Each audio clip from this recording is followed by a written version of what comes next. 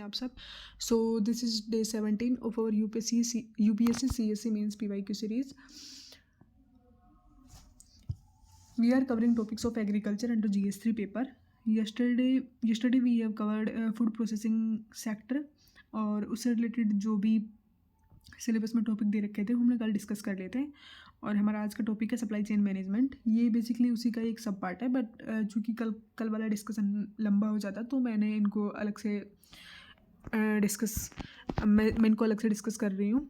इसमें अभी तक 3 ही क्वेश्चन पूछे गए हैं, और सप्लाई चेन से तो बेसिकली 2 ही क्वेश्चन पूछे गए हैं. एक इन्होंने ट्रांसपोर्ट और मार्केटिंग को लेकर क्वेश्चन पूछा था, जो कि मैंने यहीं पे डिस्कस कर लिया है. तो इससे हमारा ये जो टॉपिक है ये कम्प्लीटली कवर हो जाएगा. So let us start our today's discussion. तो 3 क्वेश्चन पूछे गए हैं.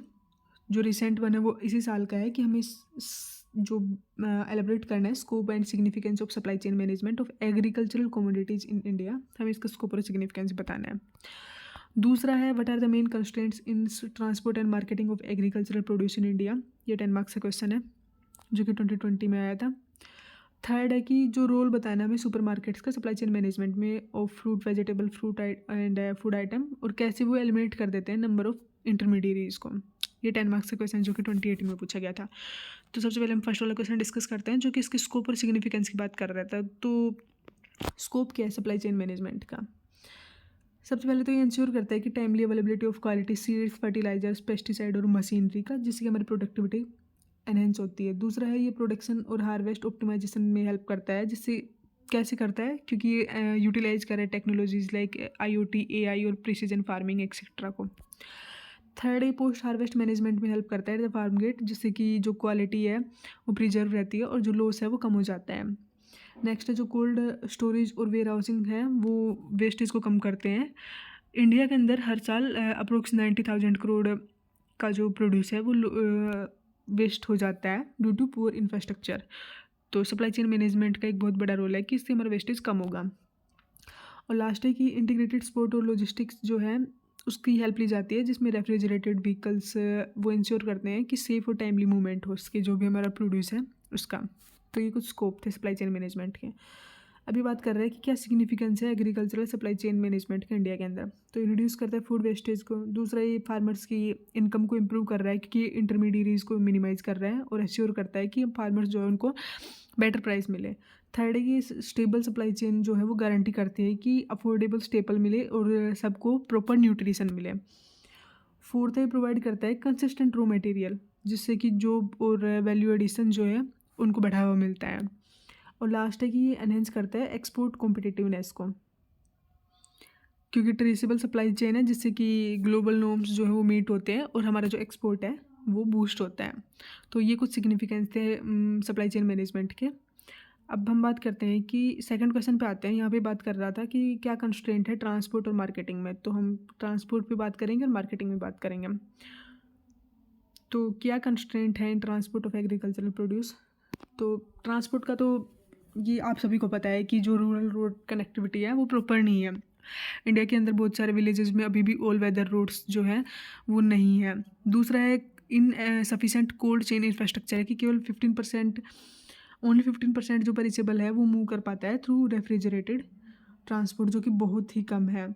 और लास्ट है कि हाई लॉजिस्टिक कॉस्ट है कि जो ट्रांसपोर्ट है वो 12% ले रहा है प्रोडक्ट कॉस्ट का, जो कि बहुत ज़्यादा है डेवलप्ड कंट्रीज से, जहाँ पे ये 6 to 8% ही है. मार्केटिंग में क्या कंस्ट्रेंट्स चल रहे हैं कि फ्रेगमेंटेड और अनऑर्गेनाइज्ड मार्केट है, क्योंकि जो मंडीज़ वगैरह हैं या फिर जो इंटरमीडिएरीज हैं उनका डोमिनेंस है, जिससे कि जो ट्रांजैक्शन कॉस्ट है वो हमारी इंक्रीज हो जाती है और फार्मर्स को उनका जो प्रॉपर पे है वो नहीं मिल पाता है. दूसरा है प्राइस वोलेटिलिटी है कि जो मार्केट इन्फॉर्मेशन है वो नहीं मिल पाती फार्मर्स को, जिससे कि उनको जो उनका प्रोड्यूस है वो लो प्राइसेस पे सेल करना पड़ता है. थर्ड है limited access to direct consumer markets की फार्मर्स जो है वो बहुत, क्योंकि उनको इतना टेक्नोलॉजी की इतनी नॉलेज नहीं होती है.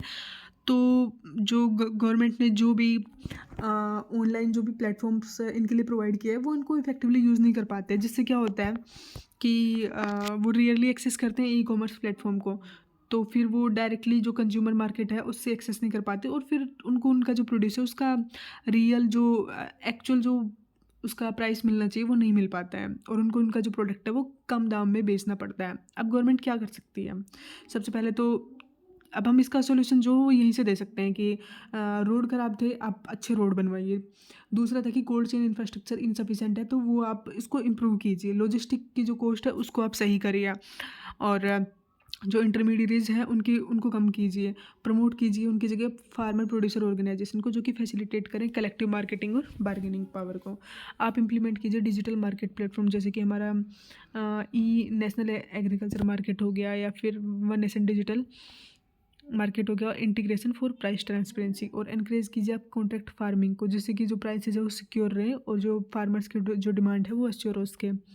और आप स्टोरेज और वेयर हाउसिंग को आप स्ट्रेंथन कीजिए, जैसे कि जो मॉडर्न साइलोज और पैक हाउसेज हैं, to reduce post harvest losses. अब हम हमारे लास्ट क्वेश्चन पे आते हैं कि सुपर मार्केट्स का क्या रोल है in supply chain management of fruits, vegetables and food items. तो एक तो डायरेक्ट सोर्सिंग होती है फ्रॉम फार्मर्स और FPOs, जो कि रिड्यूस करता है डिपेंडेंसी ऑन मल्टीपल इंटरमीडिएरीज। दूसरा है कि एफिशिएंट लॉजिस्टिक और कोल्ड चेन मैनेजमेंट होता है, जिससे कि क्वालिटी और एंश्योर होती है और जो पोस्ट हार्वेस्ट लॉस है वो कम होता है। थर्ड है स्टैंडर्डाइजेशन और ग्रेडिंग होती है कि जो प्रोडक्ट है वो यूनिफॉर्म होते हैं और रेडी फॉर डिटेल होते हैं, जो कि उनकी प्रिडिक्टेबल प्राइसिंग में उनकी हेल्प करते हैं। फोर्थ है इन्वेंट्री एंड डिमांड फोरकास्टिंग, जो कि इंश्योर करता है टाइमली सप्लाई और रिड्यूस करता है वेस्टेज को। फिफ्थ है मार्केट में ट्रांसपेरेंसी एनहेंस होती है, जिससे कि जो मिडल मैन है उसके द्वारा जो फार्मर्स का एक्सप्लोटेशन है वो कम होता है। और लास्ट है कि वैल्यू एडिशन में और ब्रांडिंग में हेल्प मिलती है, जिससे कि फार्मर्स की इनकम इंक्रीज होती है। ये कुछ तरीके थे जो कि सुपर मार्केट का रोल बताते हैं सप्लाई चेन मैनेजमेंट, और इनसे जो इंटरमीडिएरी का रोल है वो भी कम होता है और फार्मर्स को अच्छी इनकम मिलती है।